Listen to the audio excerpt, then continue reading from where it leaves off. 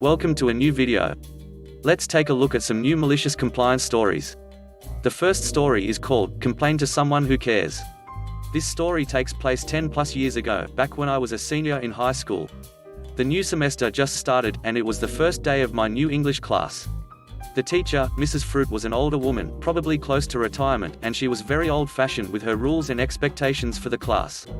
Looking through it, it was nothing too extreme, except for one thing. All written assignments must be written in cursive.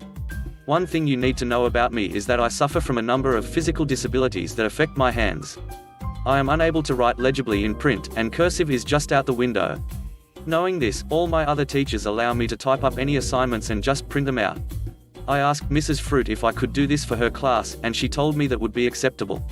Fast forward a month or two, and we are returned a number of our assignments, now graded.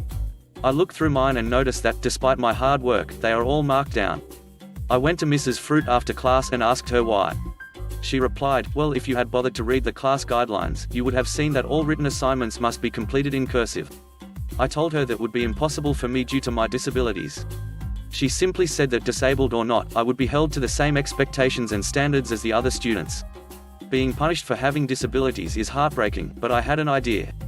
I went online and found a really nice cursive font, and printed all my future assignments in cursive. Mrs. Fruit was unhappy about it, but she didn't mark down any of my grades since I was following her rules. Fast forward, and it is now the start of the second quarter of the semester. Mrs. Fruit tells us that she has updated the class guidelines and wants us to read through them.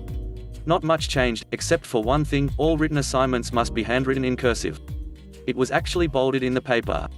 Naturally, I was upset by this and went to talk to her after class.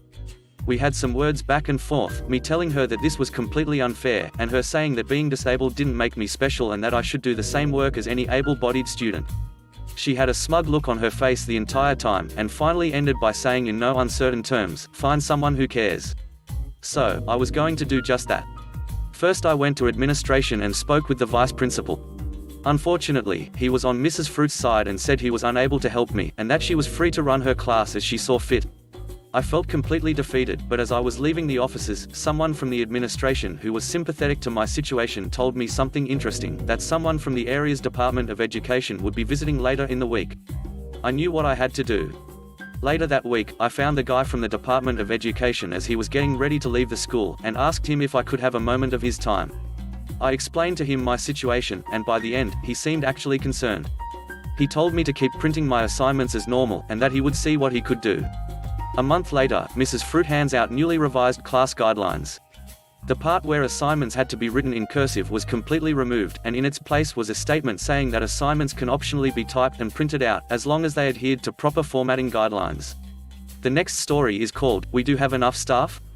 Nowadays I teach, but I had done every job under the sun before I started working in healthcare. Healthcare was a dream for me and have spent the last 18 years working in it, now teaching it. I used to work for one of the largest healthcare providers in the UK, a publicly traded company. I started as a support worker and worked my way up. Eventually, I ended up managing my service for a couple of years before moving on. In my first week as a manager, I was full of confidence. I thought I could turn this place into the best service in the company. That was until I saw my budget. Now, let me note that I had the hardest working team of people I had ever met in my life. My staff cared, and because they cared, the company had been cutting the budget for the team to the bare minimum. Staffing levels were half of what they should have been at the point when I became a manager. The staff had to run around like lunatics, trying to provide the best care possible. I went for a meeting at the head office and essentially asked for a budget large enough to double my workforce and some extra to promote and train some of our hardest working staff. I was essentially laughed out of the room. I was told that our team's service had always been one of the best in the company with the current budget, and that maybe I lacked managerial skills. And if I wanted more money in the budget, I would have to justify it. Fine, I thought, I will justify it. I left the meeting a bit annoyed, and my operations manager caught up with me. "Don't do anything silly. You just got this job and I know what you can be like." She gave me a little wink at this point. I truly believe she knew what was coming. I went and booked a staff meeting every staff member needed to attend. I categorically told my staff that they should not do anything less to save time, under no circumstances. From that point onwards, everything had to be done by the books. The books, of which I proceeded to hand all of them a copy, including all policies, procedures and the likes. The staff was in an uproar, saying how personal care would suffer, things would get missed. I had been one of them. So how could I not see that? With the biggest grin, I looked them all in the eye and said, I know. You know I know. I don't want any of you to get in trouble. And I don't want you to work harder than you have to, just to satisfy a company that does not care. But I care, so send all complaints to me, do it officially, do it in writing, and start it now. Well, the staff was no longer running themselves ragged. They were taking their breaks. They were following the rules. And the entire service started a massive nosedive. I sent all the complaints onto my operations manager. In the meantime, I sat down and produced a 36-page document detailing the absolute best minimal care needs of the service. I detailed everything, with the bare minimum. I mean, no additional support, no conversation, no extra treatments, and with my current staffing levels, I was able to show that staff had to be working an 80-hour week to just scratch this. I got called to a meeting with head office 4 days later and was essentially told over the phone that it was likely I would lose my job. I walked into the meeting with my operations manager, my area manager, and 2 of the company directors. They started to read me my rights when I dumped 4 copies of this document on the table. Please read this, all of this, before we continue. I was asked to leave the room while they read it. I was called back into the room and one of the directors looked absolutely disgusted. How has this never come up before? I explained it had, and explained the conversations from the last time I was here. The director said to go with him and walked me straight into a meeting. He made all board members read the document and they all reacted the same. I was essentially told to go and fix it, forget the budget, and just do what needs doing. I was given free rein. I increased staff wages, hired some new staff, and promoted a few as well. The problems ceased, the care went up and was rated as exceptional for every year after that, thanks to the dedication of the team. A few people at head office lost their jobs after an investigation. Turns out some very senior people had been padding their own bonuses by keeping costs down. I don't know much about that, but was told at least that much. The last story is called, If You Say So. Years ago, I was working for an indoor sports complex that hosted a variety of our city's youth sports games. I was working full-time as a shift lead, below the head manager and the assistant manager position. Due to my full-time employee status, my company offered me up to 3 days of paid sick leave per year. However, in order to be given this time off, a call had to be made to the regional director of the facilities, so that he could keep track of the arrangements and reasons. I called our regional director on a Thursday and let him know that I had been told I had the flu. I faxed him my doctor's information, as well as the diagnosis report for proof, and he gave me all 3 days of my paid sick leave. My head manager was contacted by him and told about this, thereby my head manager wrote a note about my absence and posted it on our small bulletin board by our front desk and front doors. We were to check for any new announcements on this bulletin board every time we came into work. My head manager gave me a call, asked how I was doing, let me know that they would see me in a few days, and told me they had posted this note so that no one would bother me. With the note there, I had proof of permission from both my head manager as well as my regional director to be away from work for the next 3 days. Friday, Saturday, and Sunday. On Friday, my head manager had a family emergency and had to fly out of town to go see his mother. Due to this, he told my assistant manager that he was going to have to do more work that weekend, and the assistant manager was forced to work the management role and the shift lead role alone on that day. On Saturday, at 8:30 in the morning, I received a call from my assistant manager. As I answered, he was already fuming. I heard, "Where are? You know you were supposed to come in 30 minutes ago, right?" I was very confused.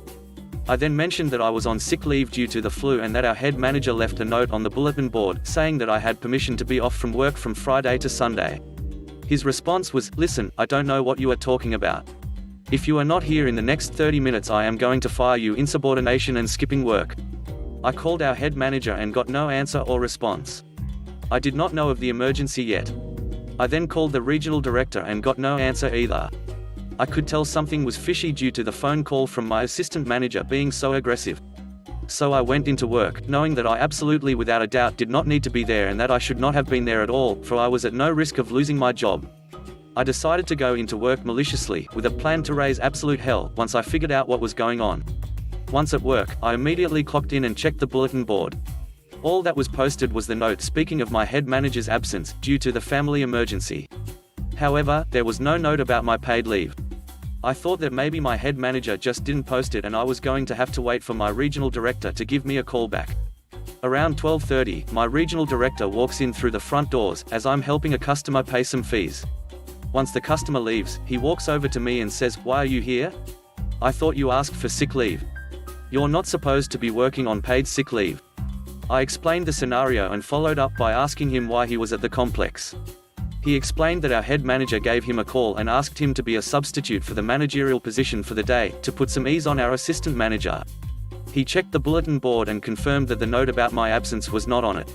He gave my head manager a call and he told him that he was absolutely certain that the note regarding my sick leave was left on the bulletin board. My assistant manager was in a side room on the management computer, so he had yet to realize that our regional director was present. To his surprise, my director entered the room, with me following him, as we went in to investigate what had happened. He asked my assistant manager to leave the room, to which he complied. My director then opened the security camera footage and we watched through a sped-up week of footage, trying to pinpoint the exact point at which we could see my head manager posted the note. We clearly saw him post the paid sick leave note at around 6:30 on Thursday. We sped through the footage more and saw part-time employees reading the note, and my AM reading it at around noon on Friday. At around 5, he could be seen removing the note from the bulletin board, ripping it to shreds and putting it in his jacket pocket. We had video proof. I was then asked to retrieve my assistant manager, to which I did. He came into the room and asked what was going on. My director then asked him if he knew anything about my sick leave, to which he declined. My director asked me what had happened in the morning on the phone when my assistant manager called me and told me not to sugarcoat anything. I was honest and repeated the conversation that occurred, to which the assistant manager got defensive, denying that it had occurred and denied that he threatened my job. My director then asked, "Are you sure that you did not see a note on the bulletin board regarding the sick leave?" He again denied seeing it. The director then turned the monitor around and played the video footage of him removing the note and ripping it to bits and stuffing it into his pocket. He asked, "Is this you?"